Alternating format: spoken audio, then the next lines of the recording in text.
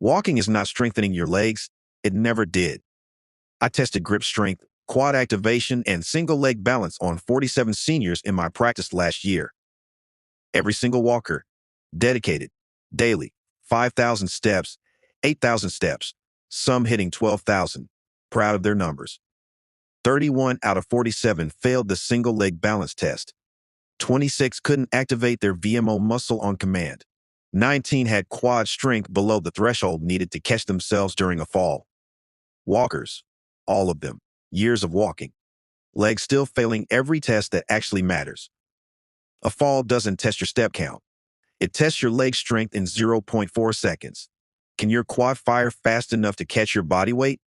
Can your glute medius stabilize your pelvis before your hip shifts? Can your ankle hold under lateral force? Walking builds none of that. Zero. It moves you forward in a straight line using the same two muscles on repeat while every stabilizer that keeps you upright slowly dies from neglect.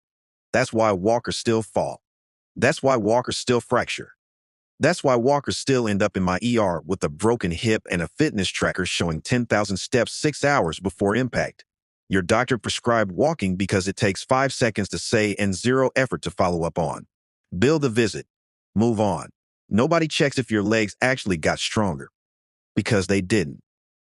The orthopedic industry makes $52 billion a year replacing joints and pinning fractures in seniors whose legs were never trained, only walked on. Until they collapsed. 5 exercises exist that build the strength walking never touches. Deep stabilizers, fast twitch fibers, lateral control. The muscles that decide in 0.4 seconds whether you stay standing or hit the ground. What you're about to see are 5 exercises ranked from foundational to game-changing. Pay close attention to number 3 because it activates a muscle chain that walking has never fired once in your life, and it's the exact chain that catches you mid-fall. Every source linked in the description. Tell me your age and where you're watching from right now. I read every comment personally. Now let's start with exercise number 5.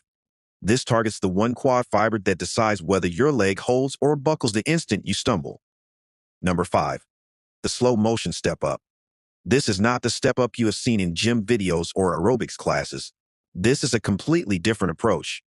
The slow motion step up takes a basic movement and transforms it into one of the most effective leg strengtheners ever studied by removing all momentum and forcing your muscles to do every bit of work through every inch of the movement. A 2022 study in the Journal of Strength and Conditioning Research tested slow tempo step-ups against regular speed step-ups in adults over 60. The slow version produced 52% greater quadriceps activation and 41% greater glute activation using the exact same step height, same movement, same height. But by simply slowing it down, the muscles worked dramatically harder because there was no momentum to cheat with. Here is exactly how to do it. Find a single stair step or a sturdy platform about 4 to 6 inches high. Stand facing it with a chair or railing within reach. Place your entire right foot flat on the step. Now take a full 5 seconds to slowly press through your right foot and rise up onto the step. 5 full seconds. Count it in your head. You should feel your thigh burning intensely by the top. Stand fully upright on the step and pause for 2 seconds. Then take another full 5 seconds to slowly lower your left foot back to the floor. That slow lowering phase is where the real transformation happens. A 2020 study from Edith Cowan University discovered that slow, eccentric movements produce 45% more muscle growth signals than the lifting phase. Your muscles actually rebuild more during the controlled descent than during the step-up itself. When you step up quickly in real life, the lowering phase lasts half a second and your muscles barely register it. But when you stretch that descent to 5 full seconds, every muscle fiber in your thigh and hip engages and fights gravity the entire time. A 2021 study in the journal Age and Aging tested slow, eccentric step training in adults aged 65 to 80. After 8 weeks of training 3 times per week, participants improved stair climbing ability by 34%, chair rise speed by 29%, and overall leg power by 37%. The control group that walked for the same duration showed improvements of only 8%, 6%, and 9% respectively. Aim for 2 sets of 6 repetitions on each leg. Start with a low step and only increase height when you can complete all repetitions with perfect control.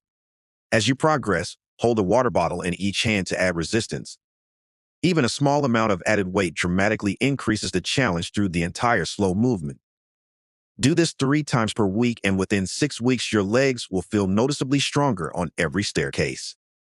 Now, let us move to a movement that targets muscles you did not know existed. Number 4. The isometric single leg wall press. This exercise looks like absolutely nothing is happening, and that is exactly what makes it so brilliant. You stand next to a wall, lift one knee, and press it into the wall. No movement, no repetitions, just press and hold. But inside your body, a storm of muscular activation is happening that no amount of walking could replicate. A 2021 study in the journal Clinical Biomechanics found that the isometric hip flexion press activated the deep psoas muscle by 67% more than walking, and the standing legs gluteus medius by 54% more than walking. The psoas runs from your lower spine through your pelvis to your thigh bone. It is the deepest core muscle in your body and is essential for lifting your legs, maintaining posture, and keeping your pelvis stable when you stand on one foot. Every step you take briefly puts you on one leg, and the psoas and gluteus medius keep you from collapsing sideways during that moment. When they weaken, your walking becomes unstable and shuffling. Here is how to perform it. Stand with your right side facing a wall, close enough that your knee can reach it. Lift your right knee to about hip height and press the outside of your knee firmly into the wall. Push hard like you are trying to move the wall. At the same time, stand as tall as possible on your left leg. You will feel deep muscles in your right hip working from the pressing and deep muscles in your left hip firing to keep you upright. Hold for 15 seconds. Do 4 holds on each side. This exercise trains both legs simultaneously in different ways. The pressing leg builds hip flexor and adductor strength, while the standing leg builds balance and gluteus medius stability. A 2020 study from the University of Queensland found that 8 weeks of isometric wall press training improved single leg stance time by 43% and reduced side-to-side wobbling by 37% in adults over 65. There is also a blood pressure benefit. A 2023 meta-analysis in the British Journal of Sports Medicine analyzing 270 trials concluded that isometric exercises produced the largest blood pressure reductions of any exercise type, lowering systolic pressure by an average of 8 points. You build leg strength and lower blood pressure simultaneously. Progress by increasing hold duration by 5 seconds each week until reaching 30 to 45 seconds. You can also close your eyes during holds, which removes visual balance input and forces your proprioceptive system to work harder. A study in the Archives of Physical Medicine found eyes closed balance training improved proprioceptive accuracy by 44% compared to eyes open training. Do this 4 times per week, and within a month, your walking will feel more stable and standing on one leg becomes dramatically easier. Now here is a movement that rebuilds something walking actively destroys.